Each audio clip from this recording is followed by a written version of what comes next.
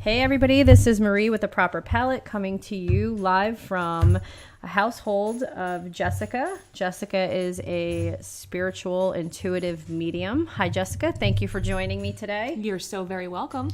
So Jessica, I wanted to bring some light to what you do as a lifestyle coach. I find that many people are blocked. They have different blockages and things that they need help with. And I found you personally, and I just want my audience to know who you are. So when did you have I guess my first question would be, when did you first notice this gift? Or maybe explain what a spiritual intuitive medium is. Okay, so there's technically kind of two different areas to this. The spiritual intuitive is where I basically connect to your spirits and your guides, your angels, and kind of help you figure out different areas in your life that maybe you're stuck, you need help with, need a little bit of clarity, perhaps closure, whatever the case may be. It's almost like getting therapy in a different way. Okay. In a different way. And then a medium is where I connect to people who that you have lost, past loved ones that you want to, hear a message from, maybe connect to for another time just to know they're okay. A lot of people need closure in that area. So it's two very different types of areas, but either way, it's still very much involved with the spiritual world. Okay. And when did you first find that you had this gift or this talent? I have actually always had a very special connection to the spirit world. I just never talked about it because people would, kind of raise their eyebrow at you. Sure. And think, okay, well, what's her problem? I don't know. But so I never really talked about it up until I had my son. And he, right after he was born, I had postpartum. And once I got the postpartum, nothing was working. I was on medication after medication. I was seeing therapists. They wanted me to see this one, see that one, but nothing was working. And at that time, I started growing a really strong bond with my angels, my guardian angels at the time. And I said, what is the deal? I don't understand. What is the problem? Why isn't anything working? And they said, yes, you're going through this postpartum. However, you're also going through what they kind of call as a spiritual awakening in a sense, where yes, you are very connected, but you're not fulfilling your life purpose on helping people with connecting in their spiritual ways. Okay. So because I'm not showing my gifts to others and helping them to heal, I was kind of getting blocked in that sense. So it was like the combination of both worlds just clashing inside me. Okay. So, I just said, okay, I get it. I'll start coming out about what it is that I do, and I'll start helping people whenever way I can. And within 6 months, I was off medications. I didn't have to see any more therapists because things just flowed after that. Then things just made more sense, and I never looked back. I've been helping people ever since. That's great. Now, did you, I always ask this when you go back to your childhood, was there anything, did you, the movie, you saw dead people? Have you ever, when you were a child or an adolescent, did you experience any of that? Did you tell your parents? Was it awkward? When did you, could you think of one thing that just stands out to you that you've experienced? When I was younger, I didn't see full bodies, I would say. Once in a blue moon I would, but I just kind of blew it off as I didn't see that because obviously if I said it to anybody, they're like, that person wasn't there. It must have just been your imagination. Yeah. So that's what I chopped it up to be. Sure. And, as time progressed, I would see outlines of bodies go past me, but not an actual person. So that was just kind of okay, it is what it is. I'm just going to keep going. I just kind of kept chopping it up. Okay, maybe it's just imagination. But then I realized it wasn't. But since everybody else kind of kept saying it was, I was like, this is not a good spot for me to talk about what I actually see. Okay. So I just kept everything to myself. Wow. Did you find that difficult? Yes, very much, because I had nobody to turn to. I used to watch Sylvia Brown all the time on Montel, and I'm listening to her, and I could understand exactly what she was talking about, but she was the only one. Nobody else was out at that time, and there was nobody that I could talk to. Nobody knew about this stuff, so I was kind of by myself on it. That's crazy. Now, what would you think is the biggest roadblock? So you have the naysayers, you have people, look, I was someone who didn't really believe in it myself. You kind of opened my world to that. What do you say to the people, the critics, the skeptics, the naysayers? What do you say to them? How do you approach those individuals when you're confronted, I guess? Well, I always like to say to them, I can only give you what you'll allow me to connect with. If you're going to come in completely blocked, like, you're not going to give me anything that I want to hear because you're false, this and that, well, then I'm not going to be able to really connect with you because you're energetically putting up a huge blocked wall.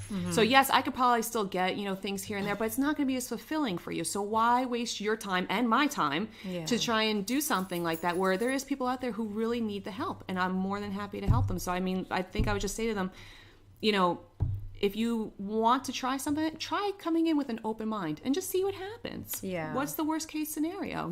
Just come in with an open mind, open heart, and just say, okay, let's see what happens. Okay. And that'd be the easiest thing to do.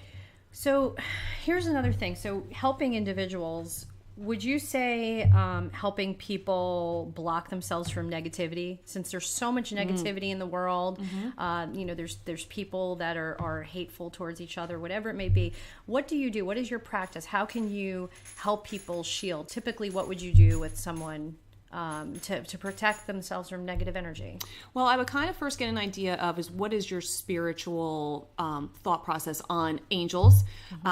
What do you know, or your knowledge, I should say. What do you know about the angels? Do you know about the specific angels that do protect you? If that's not your thing, then I'm going to kind of direct you in the form of crystals, where crystals are very, very powerful in protecting you from energetic things that are just not so nice that are out here in this world. And that seems to be a little bit more of an easier thing for people to handle by putting a crystal in their pocket or in their bra or whatever the case may be, as opposed to trying to envision themselves talking to an angel.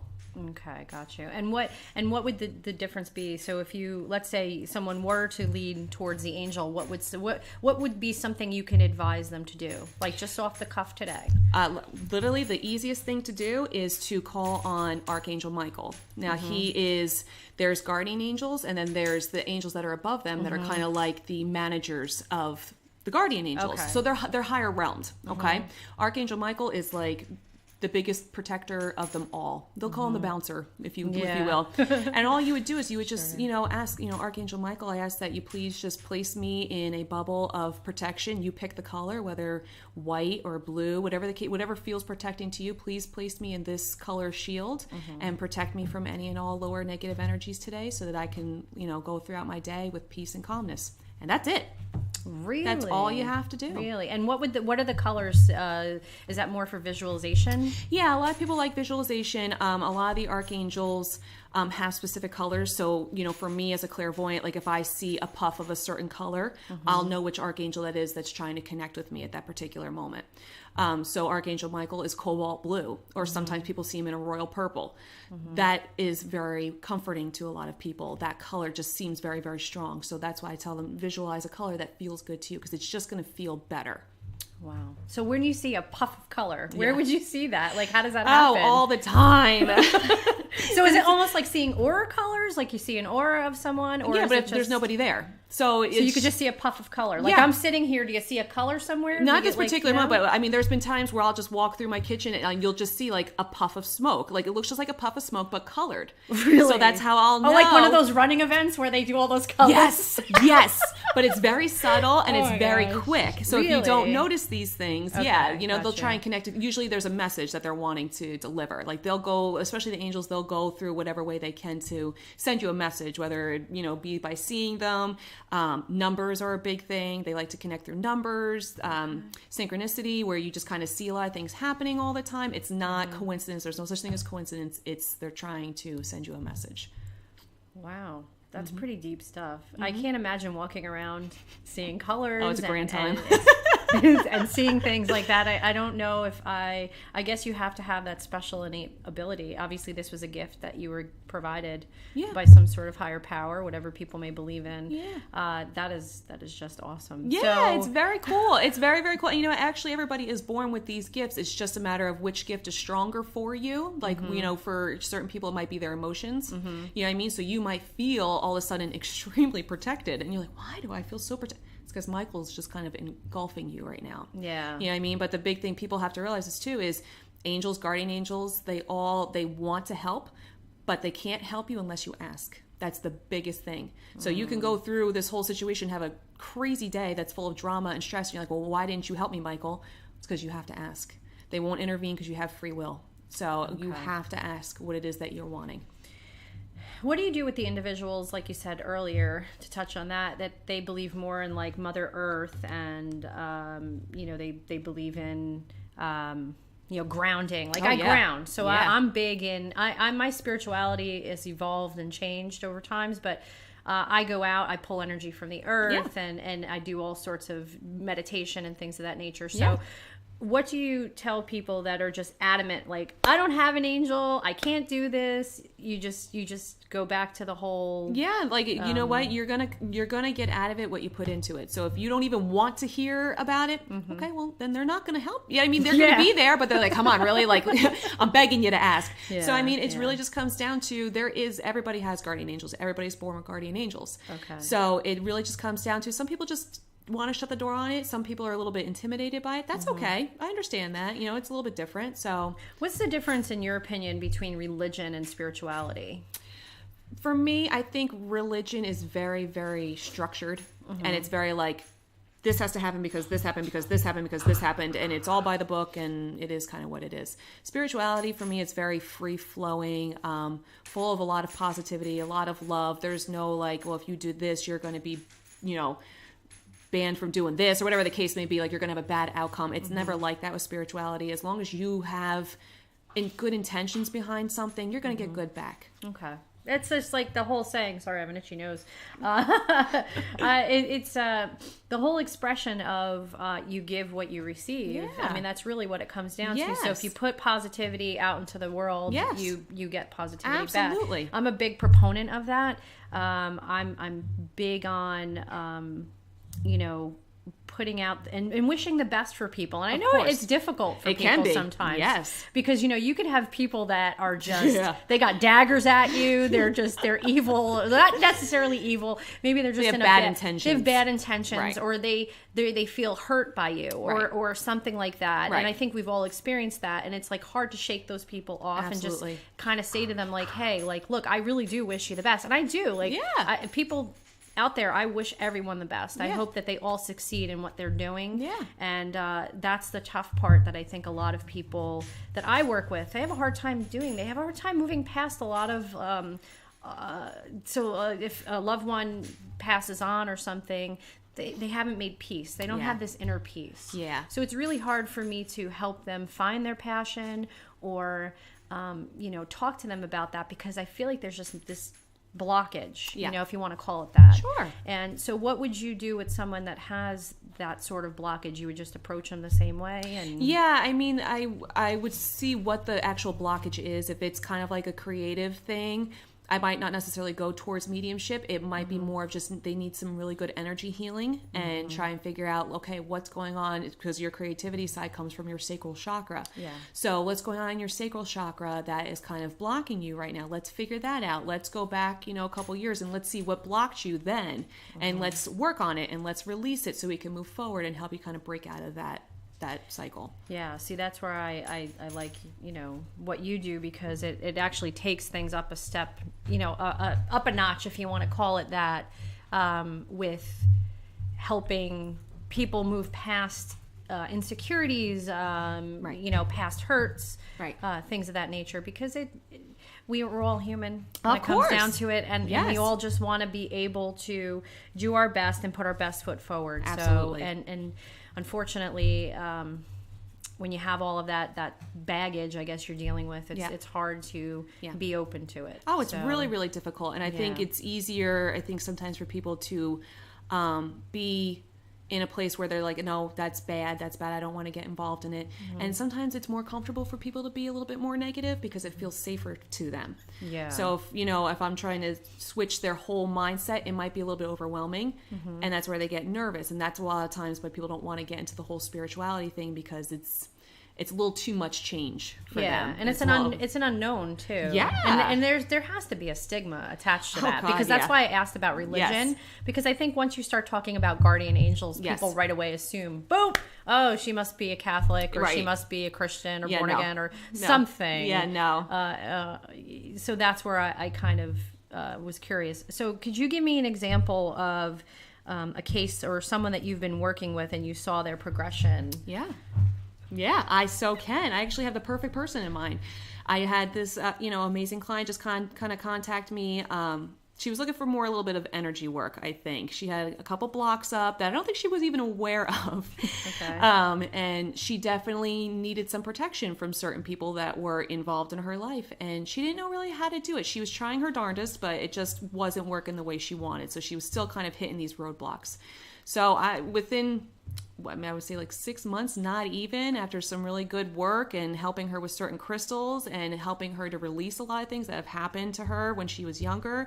Even a little bit of mediumship work in there has just really just turned things around for her. She is completely different. She's not as ready to defend herself in an aggressive way anymore. She kind of takes a step back and is like, okay, you know what? I see the bigger picture now, and I'm not going to be involved in this negative crap anymore because it doesn't do anything for me. So I'm going to turn this around. And man, she has done a huge turnaround after just doing that a couple of times. Huge results for her. Oh, that's great. That's great to hear, because then that kind of puts a nice positive spin on things, because I think women especially, you know, we're involved with different women's groups and stuff, and I feel like there's just so much that we can lift each other up, and we could do everything, but when it comes down to it, if we still have blockages, we're never going to get to that point where we can be fully whole. Like, you know, we can't be a whole being and really embrace our families, our loved ones, you know, just everything. Yep. So, and it's very, very true. And you can't just kind of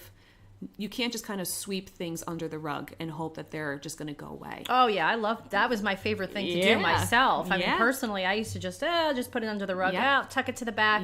Don't talk about it. Don't think about it. How'd that work for you?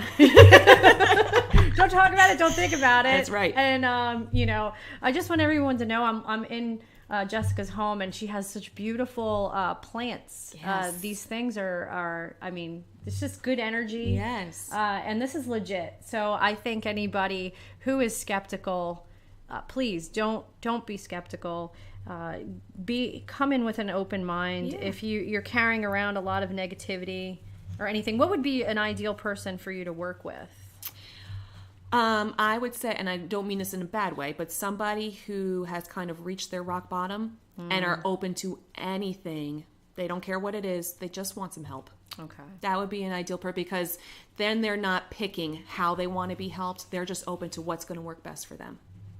Gotcha. So it's a control thing sometimes. Oh, yes. People have massive, especially women, have massive control issues, and that's a hard thing to let go. Yeah, that's tough. Yeah. Yeah, I think the best thing to do is to let go. Yeah. It's done me a great service personally. So how could people reach you? What's your best method? Your website or your email? Just plug yourself away. Yeah, they have, you can reach me on my email. It's going to be Dragonfly. So it's DRAGINFLIES 0028 at yahoo.com. Okay. Or excellent. they can just reach you also if they want to. And, anybody wants to contact me, I'll put you in contact with her. Absolutely. And this has been very good. I've been wanting to sit down and talk to you just so you can get to my audience and the people that I have reached to. It's been a pleasure. Thank you so much. This was awesome. I'm glad. And this is going to be out on YouTube, and it's going to be out on all social media. Woo! So you're going to be all over the place. And thank you. Thank you so much. All right, guys, that's it. And stay tuned next week for our next interview podcast, and we'll talk to you soon. Peace, love, and compassion.